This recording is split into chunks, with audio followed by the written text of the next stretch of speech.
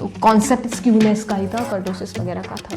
तो बहुत इंपॉर्टेंट है जेआरएफ और एम्स के लिए स्कोरिंग। अगर आप ये समझ जाएंगे तो आप 4 मार्क्स वाले जो पार्ट सी के क्वेश्चन है जेआरएफ के स्पेशली एंड इवन एम्स के कर देंगे बड़ी ही आसानी से, और बहुत ईजी है। देखिए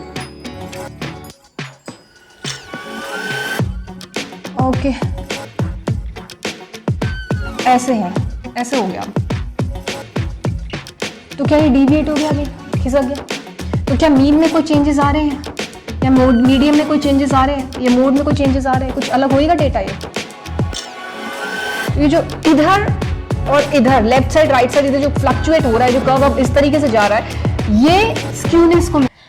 अब और भी इंटरेस्टिंग जो है टॉपिक्स आ रहे हैं, मेजरमेंट ऑफ एसिमेट्री। हम एसिमेट्री को कैसे मेजर कर सकते हैं, और यहां पे एसिमेट्री की अगर हम लोग बात कर रहे हैं तो कॉन्सेप्ट आता है किसका? स्क्यूनेस और कर्टोसिस के बारे में जाने की। एसिमेट्री है, हम लोगों ने we understood like how do we measure, like central tendency को कैसे मेजर करते हैं, मीन मीडियन मोड का कॉन्सेप्ट हम लोगों ने समझ लिया है, स्टैंडर्ड डिविएशन वी अंडरस्टूड। तो अब समझेंगे एसिमेट्री का जो खेल है उसको कैसे मेजर करते हैं। कोई डेटा है, so how do we do that? So this is again very very interesting. चलिए, तो सिमेट्री से क्या मतलब है? कोई चीज है सिमेट्रिकल है, सिमेट्री को क्या हम कह सकते हैं? Something is really perfect, everything is perfect, symmetrical. So that's the actual meaning of symmetry, right? तो अगर हम लोग कर्व की बात करें कि किस कर्व को हम लोग एक नॉर्मल सिमेट्रिकल कर्व या फिर नॉर्मल डिस्ट्रीब्यूशन कर्व कह सकते हैं,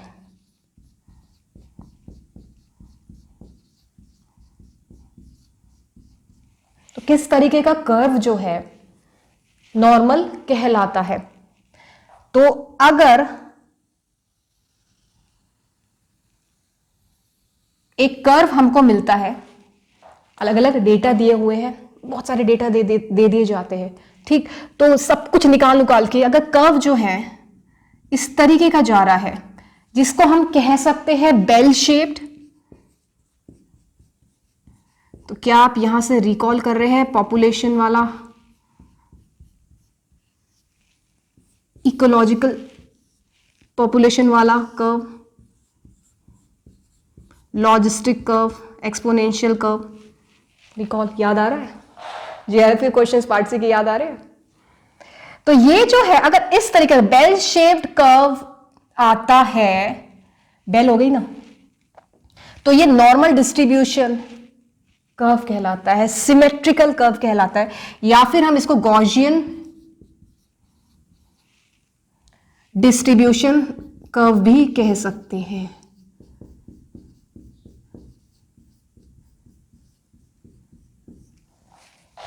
ठीक है,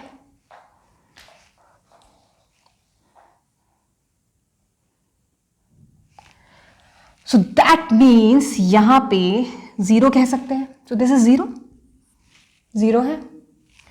इसका मतलब है कि मीन जो है जिसको हम एक्स बार से रिप्रेजेंट कर रहे हैं वो बराबर है मीडियन के m, वो बराबर है मोड के z। सो एक्स बार और we can write mu, this is mean.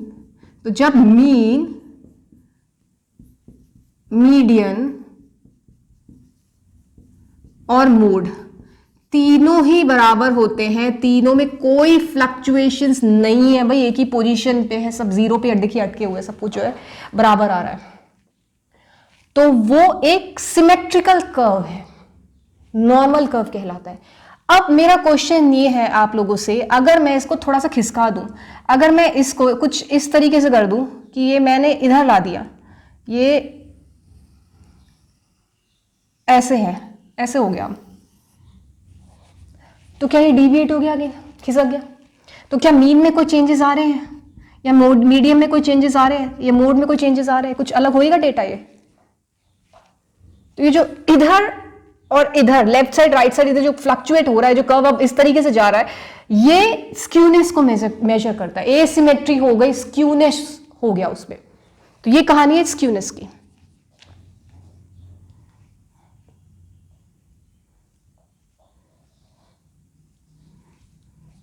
ठीक है, सो चलिए सपोज एक एग्जाम्पल लेते हैं।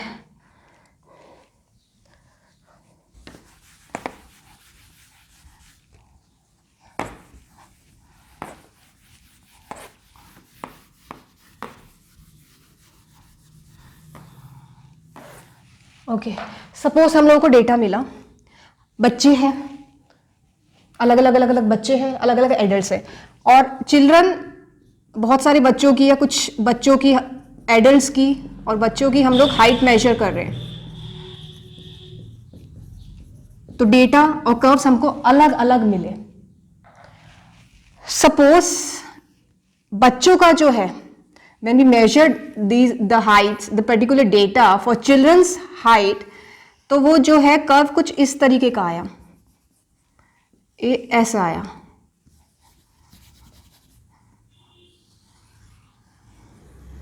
Okay, so this is for children. और एडल्ट्स की अगर हम लोग बात करें, एडल्ट्स हाइट की, दिस इज फॉर एडल्ट्स, तो ये ऐसा हो गया, चौड़ा सा हो गया, फैल गया। this represents children's height and this represents heights of adults. So my question is, यहां पे देखिए एक और चीज समझिए, इसको हटा देते हैं अभी।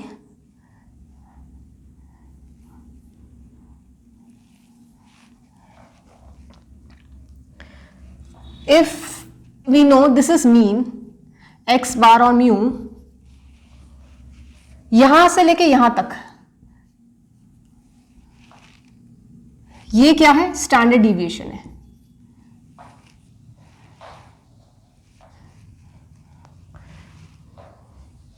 मीन से लेके यहां तक, कर्व के इस लाइन तक, this is standard deviation. So my question over here is, मेरा आप लोगों से क्वेश्चन ये है कि इस केस में जब चिल्ड्रन की हाइट से हमें ये कर्व मिल रहा है, ये वाला, सो यहां इस केस में स्टैंडर्ड डिविएशन कम है या ज्यादा है? कम हुआ कि ज्यादा हुआ? नॉर्मली इस तरीके से कर्व आना था ना, लेकिन अब ये हमें ऐसे कर्व मिला। और यहां पे एडल्ट्स की जब हम लोग हाइट देख रहे हैं, तो यहां पे भी स्टैंडर्ड की डिविएशन जो एक्चुअल है, लेट्स से स्टैंडर्ड डिविएशन ये एक्चुअल वाला है, और बार जो है ये डैश जो है एसडी डैश इसके वाला है, एडल्ट्स हाइट वाला है। तो ये इससे ज्यादा है और कम है नॉर्मल स्टैंडर्ड डिविएशन से, स्टैंडर्ड वाले से। So that's my question.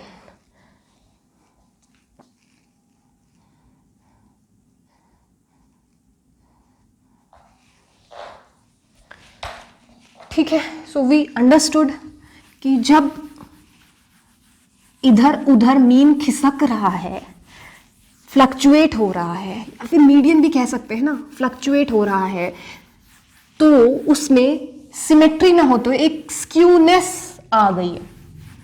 और नॉर्मल जो कर्व आना था डेटा से, कुछ भी डेटा वो दे सकते हैं, anything we can measure, we can draw a curve or graph, right? तो खिसक गया, नॉर्मल नहीं रहा, तो एसिमेट्रिकल हो गया। अब सेम क्वेश्चन, लेट्स एज्यूम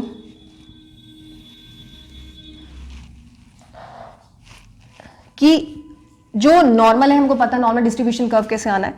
अब मान लेते हैं कि जो कर्व है, एक कर्व ऐसे जा रहा है,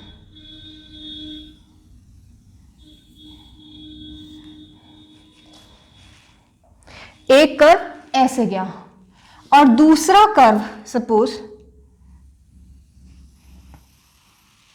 ऐसे हमको मिला। ठीक है,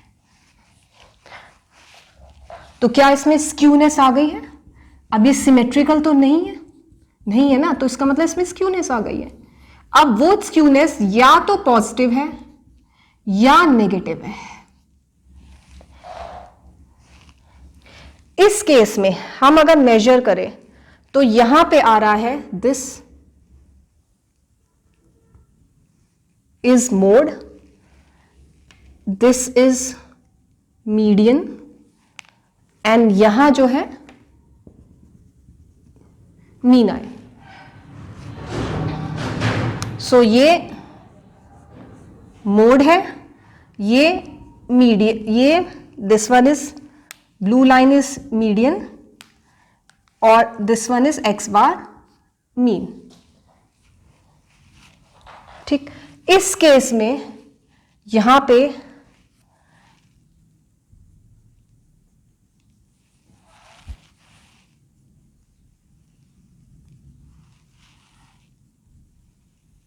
ये वाला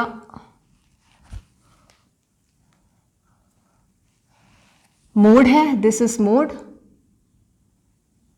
मीडियन और मीन। सो मोड, मोड, मीडियन और मीन। ओके,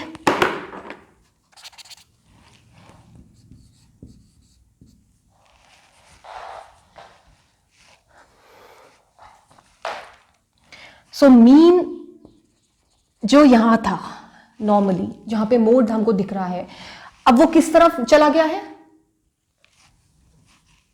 इस तरफ चला गया है। सो मीन की जो पोजीशन है, एक्स बार की जो पोजीशन है, वो टूवर्ड्स राइट, राइट की तरफ मीन खिसक गया है। This is the case of positive skewness. अगर इस तरीके का कर्व आ रहा है जिसमें मीन जो है राइट की तरफ खिसक गया है, इसी तरीके से मीडियन जो है वो भी थोड़ा सा राइट की तरफ चला गया कि नहीं चला गया? इस तरफ गया ना, यहां से सेंटर से यहां से चला, यहां तक चला गया, तो वो पॉजिटिवली स्क्यूनेस, वो पॉजिटिव स्क्यूनेस कहलाता है। और यहां पे देखिए उल्टा हो रहा है, यहां पे मोड है, यहां पे था पहले, इधर था मीन, इधर पहुंच गया है towards left. So if mean fluctuates towards left, that's the case of negative skewness। ऐसे वाला कर्व नेगेटिव स्क्यूनेस को रिप्रेजेंट करता है। और यहां अगर आप लोग ध्यान से ये देखें, ये कॉन्सेप्ट, ये सारे लगातार जो क्वेश्चंस फ्रेम होके आ रहे हैं, पार्ट सी जेआरएफ के क्वेश्चंस फ्रेम होके आ रहे हैं, इवन एम्स पीएचडी के क्वेश्चंस आ रहे कि नहीं आ रहे? स्क्यूनेस और कर्टोसिस। इस बार सम क्वेश्चंस एम्स में जो क्वेश्चंस फ्रेम हुए थे वो बॉक्स एंड विस्कर्स प्लॉट में से ही हुए थे, तो कॉन्सेप्ट स्क्यूनेस का ही था, कर्टोसिस वगैरह का था। तो बहुत इंपॉर्टेंट है जेआरएफ और एम्स के लिए स्कोरिंग। अगर आप ये समझ जाएंगे तो आप 4 मार्क्स वाले जो पार्ट सी के क्वेश्चंस है जेआरएफ के स्पेशली एंड इवन एम्स के कर देंगे बड़ी ही आसानी से, और बहुत ईजी है। देखिए ओके, ये नहीं है, ये दूसरी चीज है ये। अब अगेन पॉजिटिव स्क्यूनेस के केस में मीन जो है इस तरफ चला गया है, राइट की तरफ चला गया है, तो क्या हम कह सकते हैं कि मीन की वैल्यू बढ़ गई है? इस तरफ गया है ना, इस तरफ सारा पॉजिटिव पॉजिटिव पॉजिटिव वाला चल रहा है। सो मोड से बड़ा मीडियन, मीडियन से बड़ा mean. So that's the case of positive skewness। और नेगेटिव स्क्यूनेस की अगर हम लोग बात करें जिसमें कि मीन जो है लेफ्ट की तरफ पहुंच गया है, तो उस केस में क्या हुआ? मीन सबसे छोटा, उससे बड़ा मीडियन और सबसे बड़ा मोड कह सकते हैं। भाई जब लेफ्ट की तरफ मीन जा रहा है तो वैल्यू घट रही है मीन की या बढ़ रही है? कम होती जा रही है कि नहीं होती जा रही? और उससे ज्यादा वैल्यू किसकी है? मीडियन की है, फिर सबसे ज्यादा वैल्यू मोड की है। So that's the case of negative skewness. बिल्कुल क्लियर? तो अगर आप क्वेश्चन वो फ्रेम कर दें आप आसानी से कर देंगे, दैट्स फॉर श्योर। चलिए थोड़ा सा और समझते हैं story of normal distribution curve.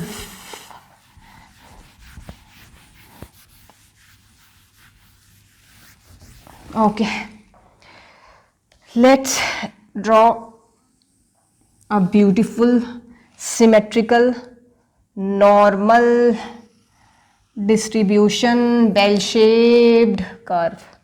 अब यहां पे दोबारा से क्या है, ये नॉर्मल कर्व मैंने बनाया, यानी कि स्क्यूनेस की कोई कहानी है नहीं। अब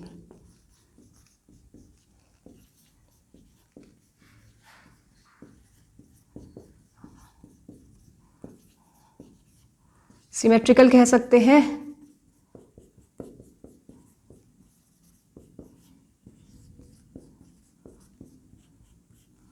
कह सकते हैं ना। तो सेंटर पोजीशन 0, दिस इज 0, यहां पे -1, यहां पे +1, -2, -3, +2, +3। ठीक, इतना क्लियर। अब सपोज हम लोगों को डेटा ढूंढना है,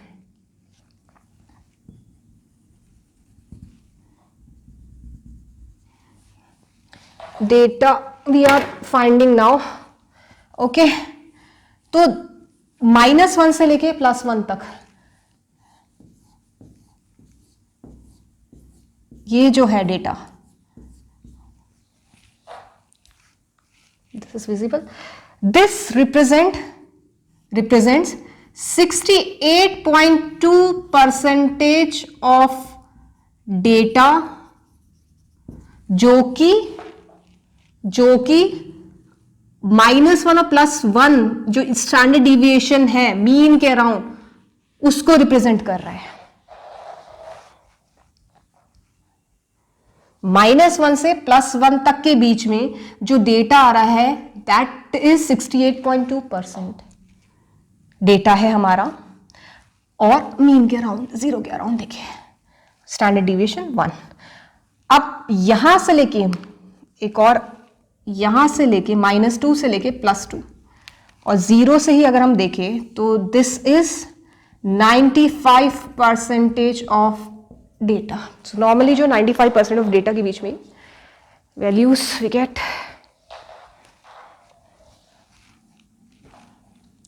सो -2 +2 का स्टैंडर्ड डिविएशन है around the mean, that represents 95% of data.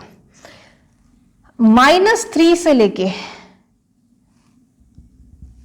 +3 तक के बीच में ये रिप्रेजेंट कर रहा है 99.7% of data. So that means लिख लेते हैं 68.2%, 68 भी दे देते, कह देते हैं वैसे। So this falls within, that's within 1 standard deviation round the mean. ठीक है,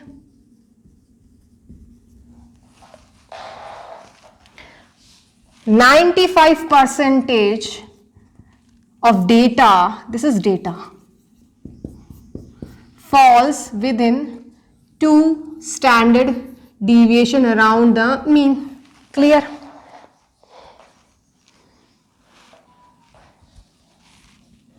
और 99.7% falls within 3 standard deviation around the mean.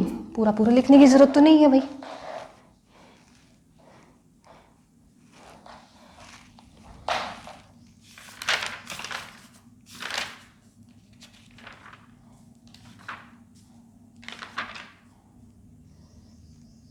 Okay,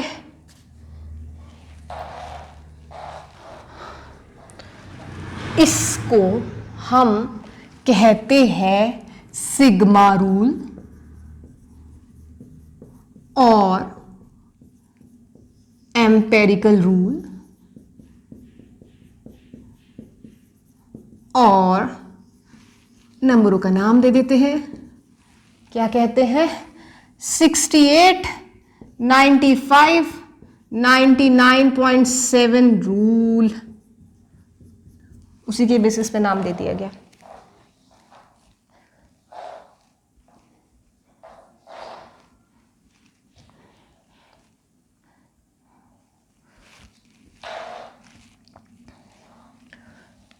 अब दोबारा से यहां और यहां अगर हम देखें तो कितना परसेंटेज वैल्यू बैठेगी, 34.1 यहां आएगा लेफ्ट की तरफ, और यहां आएगा 30.1 लेफ्ट और राइट की तरफ जो वैल्यू आएगी। अगर आप देखें आधा आधा कर दीजिए ना, तो -0 से लेके -1 34.1, 0 से लेके +1 34.1। और अगर हम -1 और -2 के बीच में देखें, ये वाला जो पोर्शन है, दिस वुड बी 13.6%। इसी तरीके से ब्लू से कर देते हैं, 13.6 राइट की तरफ, 13.6 लेफ्ट की तरफ, -1 -2 +1 +2, एंड -2 और -3 के बीच में ये कितना बैठा, और +2 और +3 के बीच में ये कितना बैठा, that is 2.1 here percentage here, and similarly +2 +3 के बीच में 2.1% हियर। सिंपल है, इजी।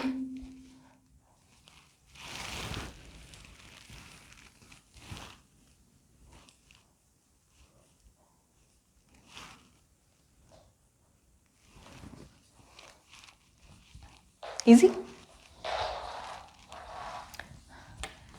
तो हमने ये भी समझ लिया है।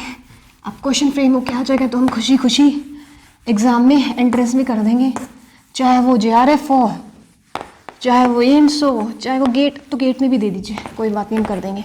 हमें सब समझ में आ रहा है अब। And main thing is we are enjoying.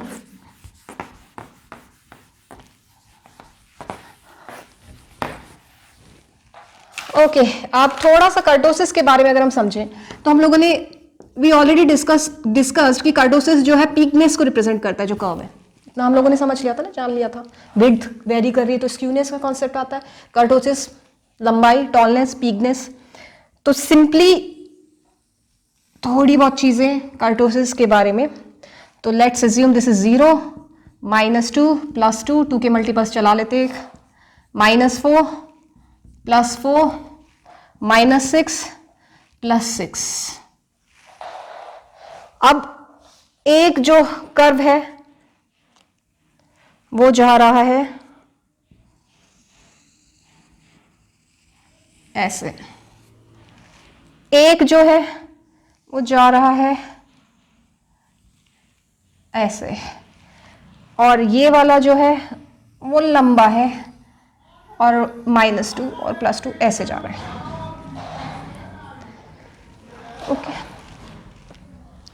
So this one is, सबसे लंबे वाला इज लेप्टोकर्टिक, इसको कहते हैं लेप्टोकर्टिक,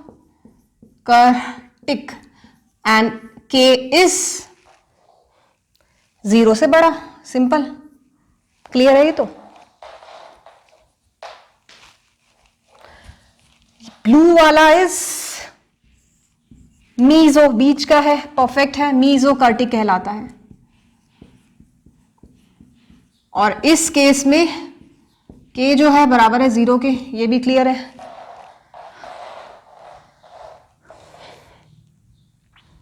एंड दिस वन ऊंचा, ये वाला है, चौड़ा हो गया लेकिन यहां से वैल्यू बढ़ गई है, तो दिस वन इज